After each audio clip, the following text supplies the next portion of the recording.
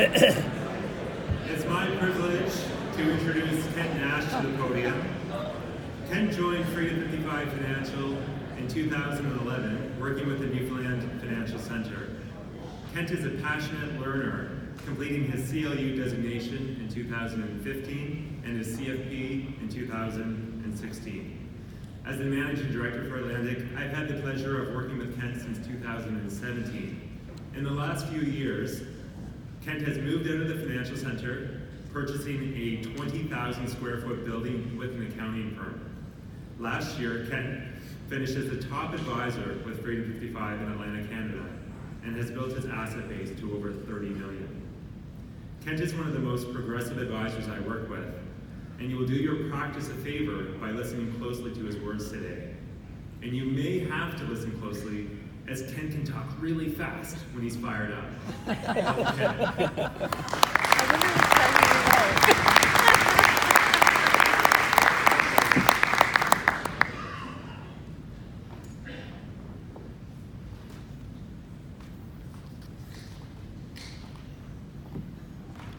I once had an advisor tell me that anytime you're uncomfortable, you're growing.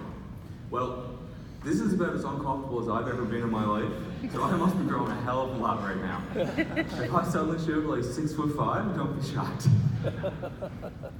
I'd like to tell you the exact moment that changed my business. I was sitting in my first excellence meeting in Kelowna, BC, and we were listening to the keynote speaker, Michael Hyatt from Dragon's Den. This was in 2016, and he predicted that all companies in the world would be tech companies within 10 years. Not that the product they sold would be tech, but that they would need tech in order to provide their product. I was sitting next to advisor Josh McWilliam from New Brunswick, and we both just kind of looked at each other and had the same reaction. That's scary as all hell. At that moment, there was not 1 ounce of tech in my business. I was like, how am I going to do this for 30 more years if I'm going to need tech to run my business? I was the sole provider for my family of 3, now 4. They depend on me to do this long term. Let's just say I was a little uncomfortable, or scared to death. However, it's not like I rushed home and started changing my business right away. It took me about 15 months before I actually started to act on it. It was one of those things that was always in the back of my mind, but I really couldn't figure out where to start. I was working about 50, 60 hours a week. I had 40 hours of MA support, which all you know, 40 hours is a full-time MA plus 8 hours with another MA. This wasn't how I pictured myself working long-term, and to be completely honest, I was at capacity in this model. That's a scary thought at age 31. Thinking about the tech piece and the way I was working, I knew it wasn't sustainable. So then I decided to basically change everything about how my business worked. I had one goal. It was to be efficient, sustainable, and scalable. Tech was the obvious answer, but I really didn't know where to start.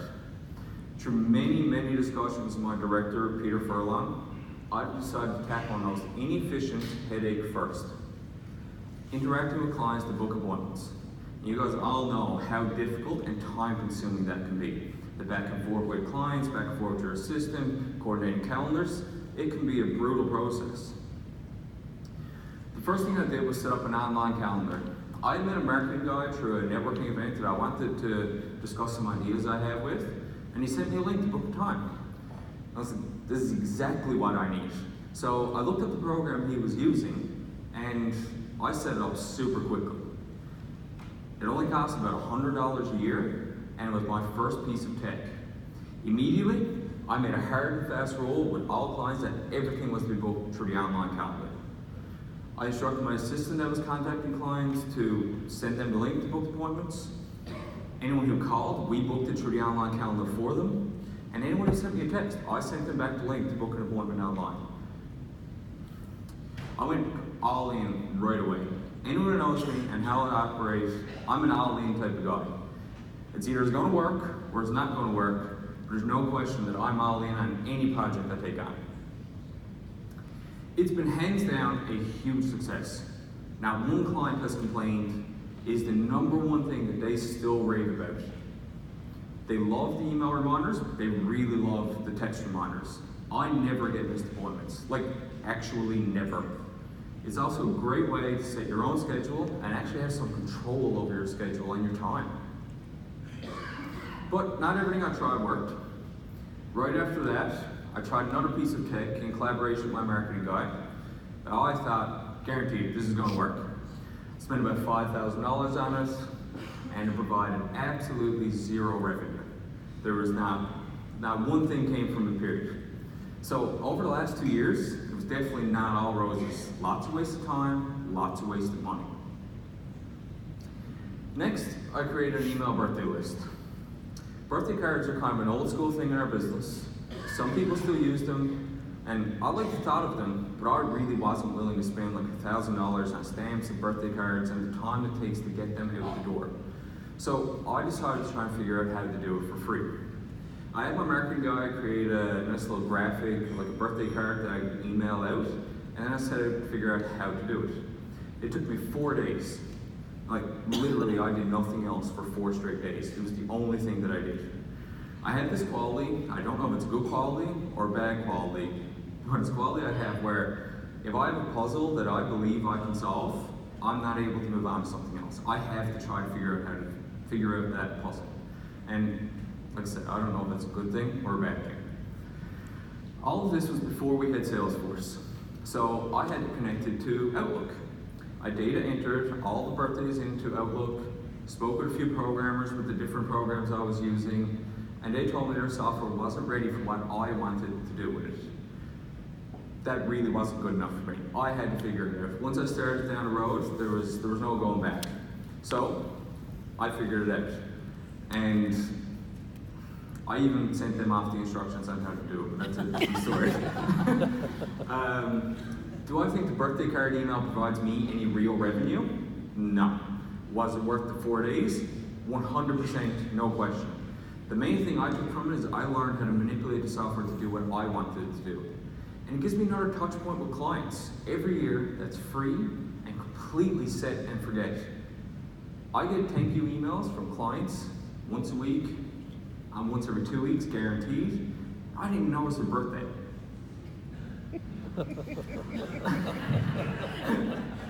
I also started using the same email list to email a market update each month. The way the program works, it gives you a list of who's opening the email, what part of the email they focused on, what links they clicked on that you provided.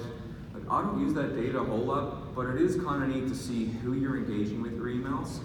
For me, the purpose is just another touch point with very minimal effort. Then I decided to try and figure out a way to automate my service meetings. I decided which clients I wanted to see what months of the year and gave them a category in Outlook. So if I wanted to see somebody in January and July, they got a January category and a July category.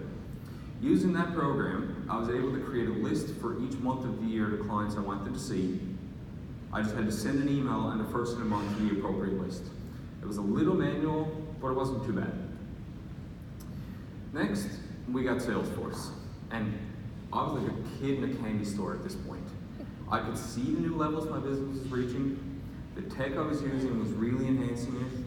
Since Salesforce didn't come with any birthdays, I had to re-data enter in all the birthdays again. And I had to data enter in all the email addresses.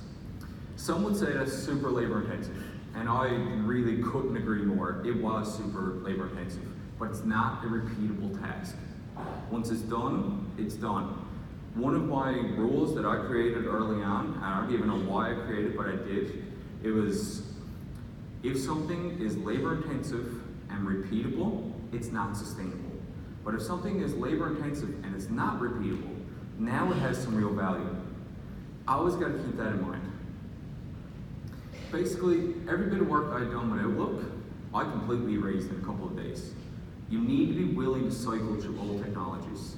You need to be adaptable. You need to be using the new software that's coming out, and it's an ongoing process. So what I learned from Outlook, I was actually able to take that, apply to Salesforce, and increase the efficiencies of some of the things I was doing.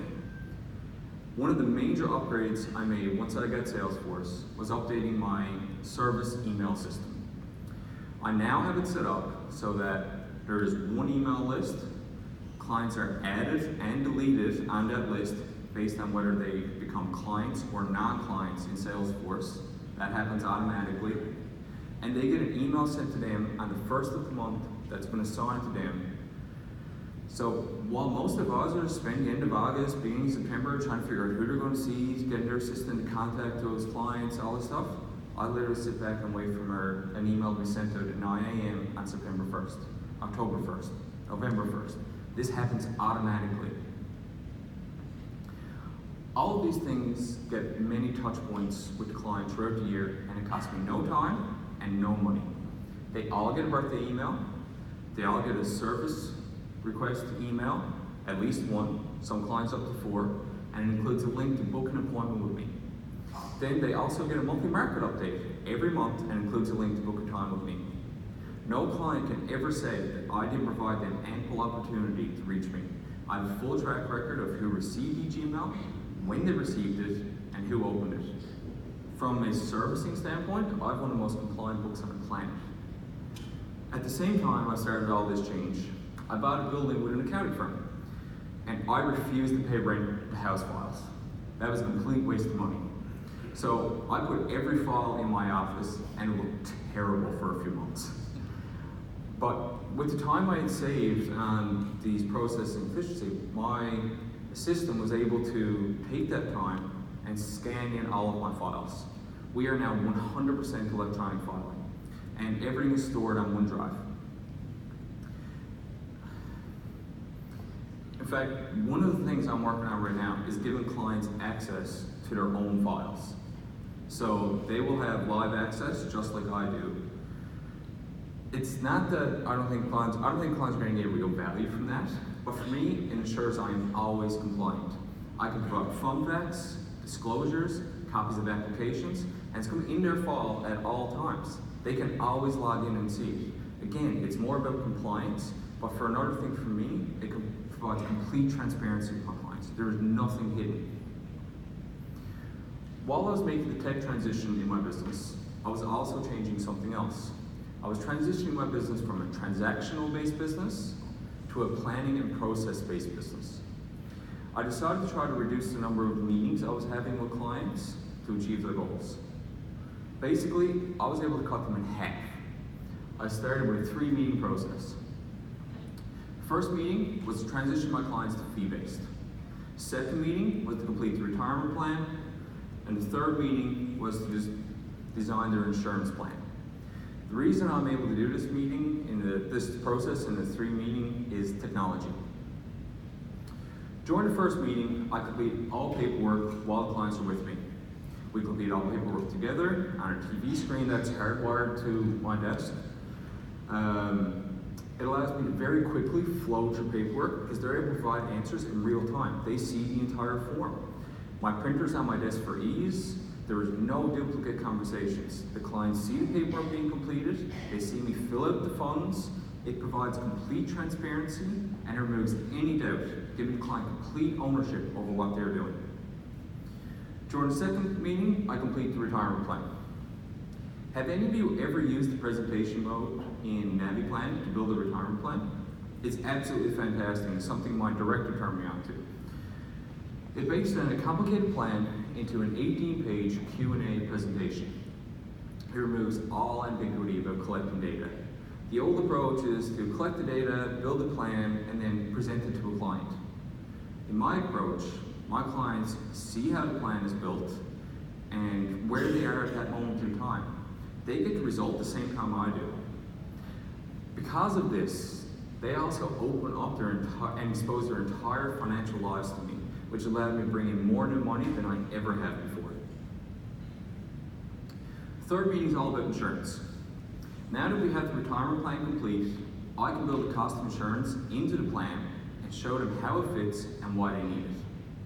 This way, they can fully see how the plan is integrated, and 9.9 times out of 10, my insurance strategy, my recommended insurance strategy is accepted.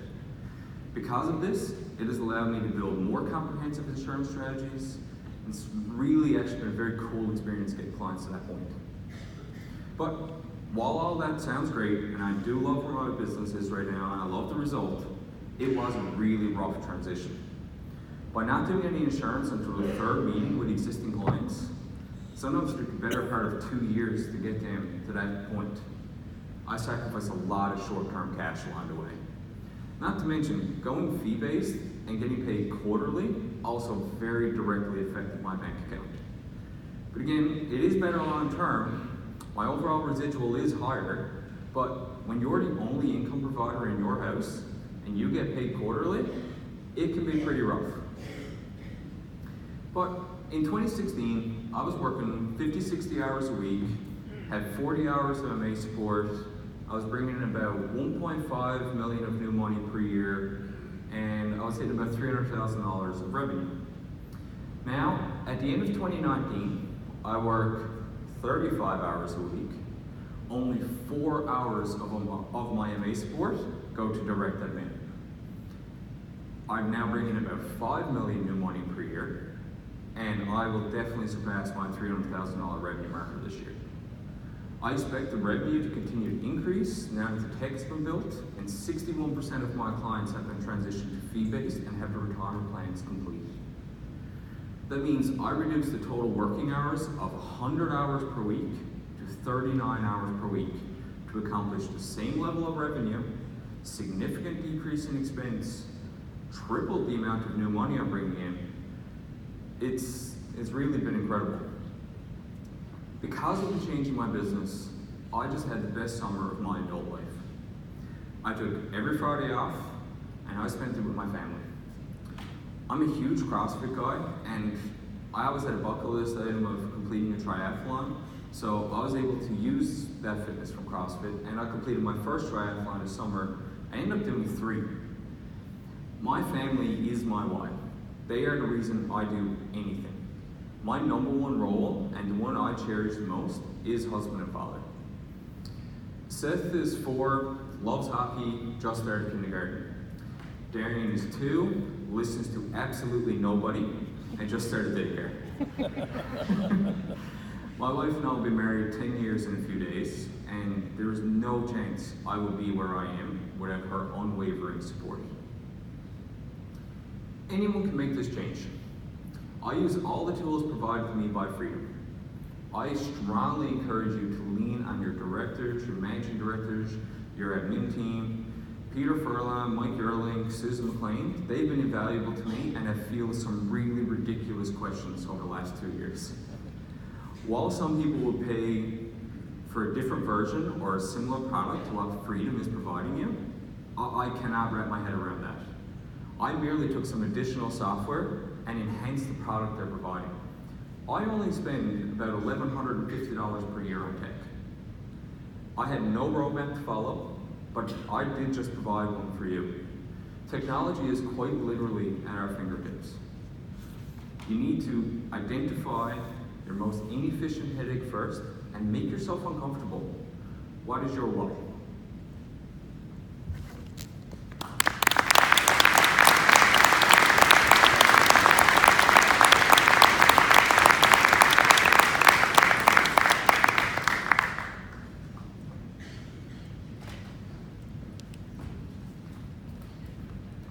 Thanks for sharing so openly today, Kent.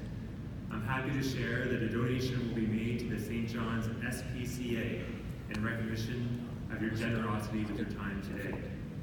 I'll now ask Fabian to introduce our next speaker.